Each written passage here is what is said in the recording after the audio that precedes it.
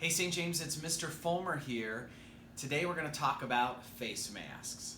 I know this is something that everyone's worried about and concerned about, and so here's some details to remember as we start the year. First of all, for grades K through 2, face masks are optional, and that's based off of the governor's directives. If you feel more comfortable with a mask and want to wear a mask, you certainly can do that. For grades 3 through 8, our staff and visitors, masks are going to be required. We also encourage you to have 2 masks on you at all times. In case something happens to one, you have a backup on you. Now, the exception to that is probably how we're going to start the school year, and that's under an excessive heat plan.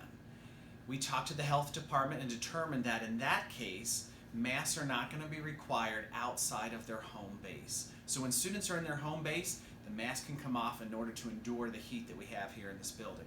Anytime a student leaves their home base or a staff member leaves their home base, put those masks on. Now, in terms of what mask you can use, the most important thing is to find something that works for you and that's going to be most comfortable for you. Now, we do ask a couple things with that though. We don't want a lot of writing or messaging on the masks. We don't want anything that's going to be too distracting, and especially we don't want anything that's not going to be school appropriate.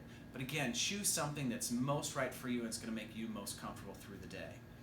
Another option that you can add to this is wearing a face shield.